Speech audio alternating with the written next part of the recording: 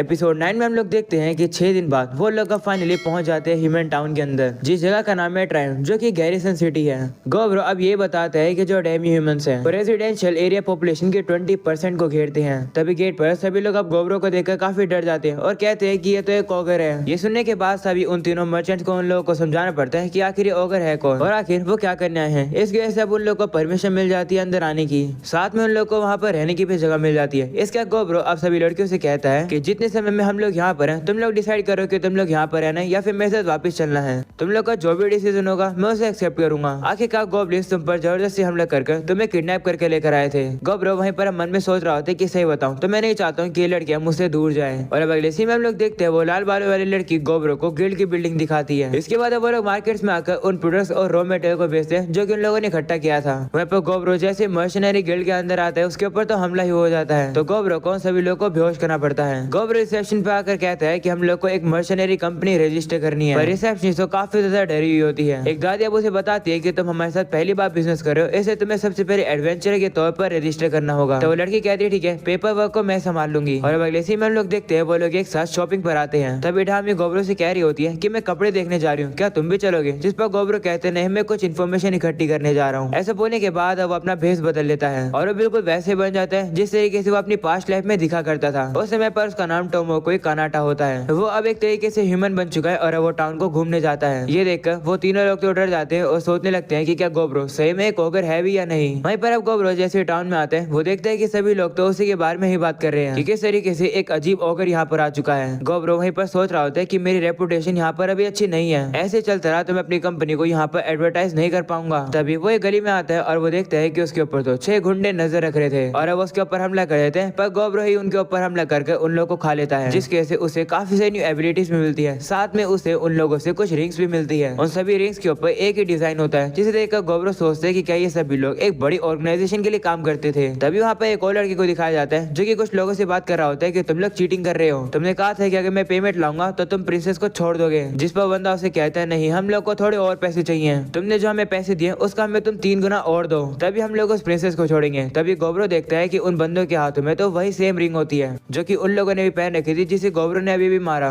वहीं पर वो बंदा गुस्सा होकर उन लोगों से लड़ने वाला होता है और कहते हैं कि प्रिंसेस को वापस लौटा दो, पर वो लोग अब उठाकर उस बंदे को जमीन पर गिरा देते हैं और वो उसे मारने वाले होते हैं, लेकिन तभी बीच में गोब्रो आ जाता है और वो उस बंदे को बचाकर उन सभी लोगों को मार देता है। तभी गोब्रो इन लोगों को अपने रेप्लिकेट से इन्फेक्ट कर देता है, जिससे कि गोब्रो को पता चल जाएगा कि इन लोगों का हाइड आउट कहाँ पर है। अगले सीन में वो बंदा गुस्सा होकर गोब्रो से कह रहा होता है कि तुमने उन बंदों को जिंदा क्यों छोड़ा, तुम्हें उन्हें मार देना चाहिए था। वो सुनकर गोब्रो उसके सर पर मारता है और कहते हैं कि तुम मुझ पर क्यों गुस्सा कर रहे हो, मैं तुम्हारी अभी भी जान बचाई है, मैंने उन लोगों को एक रीजन के से छोड़ा है। इसके बाद अब गोब्रो उसे अपना मर्शनरी कार्ड दिखा देता है और वो उसे कहते हैं कि इन सब मुसीबतों के बारे में या फिर जो कुछ भी हुआ इन सब के बारे में चीजों को सीक्रेट रखना, और अगर जरूरत पड़े तो मैंने जो तुम्हें कार्ड दिया इसके जरिए मुझसे बात कर लेना और किसी को बताना मत जो कुछ भी हुआ। गोब्रो ऐसा बोलने के बाद अपने वापस से रियल फॉर्म में आ जाता है, जिसे देखकर वो बंदा हैरान होता है और कहते हैं कि तुम कौन हो, जिस पर गोब्रो कहते हैं कि मैं बस एक मर्शनरी हूँ। ऐसा बोलने के बाद वो वहाँ से चला जाता है। और अब अगले सीन में हम लोग देखते हैं वो बंदा गोब्रो के घर पर आकर उसे बताता है कि जो प्रिंसेस है वो छुपके से टाउन में रह रही थी। प्रिंसेस ने मौके का फायदा उठाया और वो अपने गार्ड्स यानी बॉडीगार्ड से भाग गई और फिर उन लोगों ने प्रिंसेस को किडनैप कर लिया। वो सुनकर गोब्रो कहते हैं चिंता मत करो, मुझे पता है कि वो लोग कहाँ पर हैं। उन लोग का हाइड आउट टाउन के आउटस्कर्ट पे है, वो किसी नोबल का एक विला है। और अब अगले सीन में लोग देखते हैं गोब्रो वहाँ पर आकर जितने भी लोग होते हैं उन्हें हरा देता है और अब वो लोग एक रूम में आते हैं जहाँ पर प्रिंसेस होती है और अब वो लोग प्रिंसेस को रेस्क्यू कर लेते हैं। तभी गोब्रो को कुछ पेपर मिलते हैं जिसे देखकर वो समझ जाता है कि इस किडनैपिंग को प्लान किया गया था। इस प्रिंसेस की वजह से किंगडम के अंदर काफी ज्यादा परेशानी होने वाली है। अगले सीन में गोब्रो उस घर को चला देता है और वो उस बंदे से कहते हैं कि इन सब के बारे में किसी को मत बताना,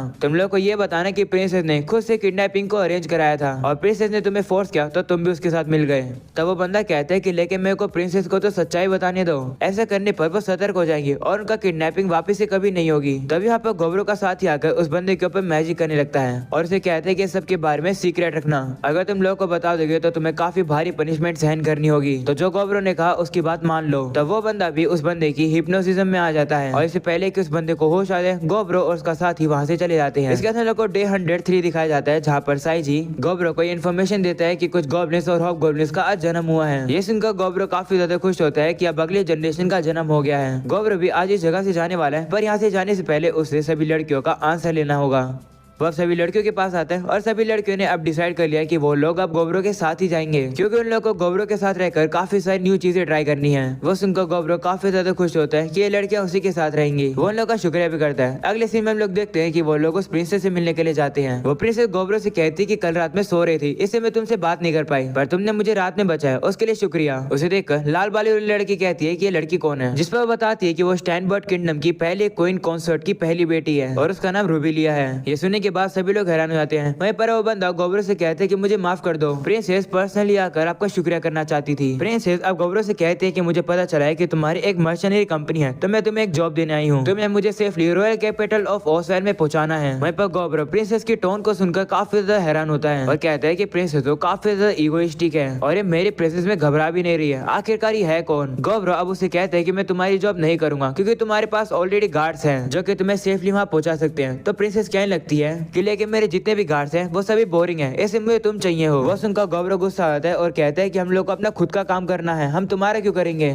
अगले सीन में हम लोग देखते हैं कि गोब्रो अब उसे लेक्चर कर रहा होता है और समझा रहा होता है कि वो उसकी जॉब नहीं कर सकता है। वहीं पर प्रिंसेस तो इस लेक्चर को भी काफी एंजॉय कर रही होती है। तभी वहाँ पर वही बंदा आ जाता है और वो गोब्रो से कहते हैं कि अगर तुम इस जॉब को करोगे तो हम लोग तुम्हें गोल्ड की प्लेट देंगे। ये सुनकर सभी लड़कियां हैरान हो जाती है और वो गोब्रो से कहती है कि एक गोल्ड प्लेट की वैल्यू 1 मिलियन गोल्ड कॉइन होती है, तो इस जॉब को एक्सेप्ट कर लो। ये सुनकर गोब्रो भी सोचते हैं कि वो रॉयल कैपिटल में जाने में थोड़ा तो इंटरेस्टेड है और अब वो इस जॉब को एक्सेप्ट कर लेता है। इसके बाद वो लोग एक साथ गेट पर मिलते हैं, जहाँ पर गोब्रो प्रिंसेस से कहते हैं कि तुम्हारे गार्ड्स का क्या हुआ, जिस पर वो कहती है कि जैसा प्लान हुआ था मैंने सभी लोगों को पीछे छोड़ दिया। वो बंदा गोब्रो को बताता है कि ये सब प्रिंसेस का काम है, मेरी बात तो उन्होंने सुनी नहीं कि ऐसा उन्हें नहीं करना चाहिए। ये सुनकर गोब्रो सोचता है कि प्रिंसेस के जितने भी गार्ड हैं वो फिर से सोचेंगे कि प्रिंसेस वापस से किडनैप हो गई और अगर मैं पकड़ा गया तो मैं किडनैपर कहलाऊंगा। ढामी अब गोब्रो से कहते हैं कि हम लोग अब क्या करें, जिस पर गोब्रो कहता है कि ये सब कुछ मेरी गलती तो नहीं है, जो भी होगा देखी जाएगी, वैसे भी मैं कॉन्ट्रैक्ट नहीं तोड़ना चाहता हूँ। इसके बाद वो लोग उस स्केलेटन सेंटीपीड के ऊपर बैठकर चल पड़ते हैं, जहाँ पर प्रिंसेस तो काफी ज्यादा एक्साइटेड होती है। उसके सामने जितने भी जानवर दिख रहे होते हैं वो गोब्रो से पूछ रही होती है कि ये जानवर कौन सा है, तो गोब्रो भी उसे बताता है। रास्ते में अब उन लोग को कुछ बफेलोस मिलते हैं जो कि काफी यूजफुल है, क्योंकि उन बफेलोस के हॉर्न यूज होते हैं मेडिसिन के लिए और इनके जो मीट होते हैं वो भी काफी हाई क्वालिटी के होते हैं। इसे वो लोग अब जाकर इन बफेलोस को हंट कर देते हैं और अब वो लोग को पकाकर खाते हैं, जो कि उन लोगों को काफी टेस्टी लगता है। अगले सीन में हम लोग देखते हैं गोब्रो उस सेंटीपीड को थोड़ा सा एक घोड़ा गाड़ी में बदल देता है, क्योंकि अब उन लोग को बफेलोस भी मिल गए हैं। इससे अब उन लोग के ऊपर ज्यादा टेंशन नहीं आएगा। सामने जाकर अब उन लोग को ब्लेड रैबिट मिलते हैं, जो कि हॉर्न रैबिट्स का थोड़ा सा अपग्रेडेड फॉर्म है। वहीं पर वो लाल बालों वाली लड़की उन ब्लेड रैबिट्स को हरा देती है और अब उस रैबिट के ब्लेड को खा लेती है, जिसे देखकर सभी हैरान हो जाते हैं। तो गोब्रो सभी से कहते हैं कि तुम सभी लोगों को डरने की जरूरत नहीं है, क्योंकि इस लाल बालों वाली लड़की को ऐसा करना पड़ता है क्योंकि वो एक नो एयर सोल्डेट है। वे हम लोग देखते हैं कि प्रिंसेस तो काफी क्लमजी होती है, उसके ऊपर एक मुर्गी हमला करने वाली होती है, तो गोब्रो को जाकर अब उसे बचाना पड़ता है। गोब्रो ये भी कहते हैं कि इस प्रिंसेस को बेबी सिट करना काफी मुश्किल है, क्योंकि एक बार जब वो नजारे देख रही थी तो वो स्केलेटन सेंटीपीड के ऊपर से नीचे गिरने वाली थी, और साथ में जब वो दोनों बहनें खाना बना रही थी तो वो जाकर उन्हें डरा देती है, जो कि काफी खतरनाक है। इसके लिए गोब्रो अब उसे काफी पनिश करता है और कहता है कि ऐसा मत किया करो। इसके बाद अब वो लोग अपनी जर्नी को कंटिन्यू करते हैं, जहाँ पर अब उन लोगों को आगे 88 शेल टर्टल स्नेक मिलते हैं। गोब्रो इन लोगों को हंट करने के लिए उन तीनों की मदद मांगता है, पर वो लोग काफी कामचोर होते हैं, तो गोब्रो को अपनी पावर को यूज करके उन सभी स्नेक्स को अकेले ही बाहर निकालना पड़ जाता है। इसके बाद वो सभी लोग मिलकर उस स्नेक्स को पकाने लगते हैं। तभी प्रिंसेस उसी लड़की के पास आकर कहती है कि माफ कर दो, मैंने तुम्हें डराया था,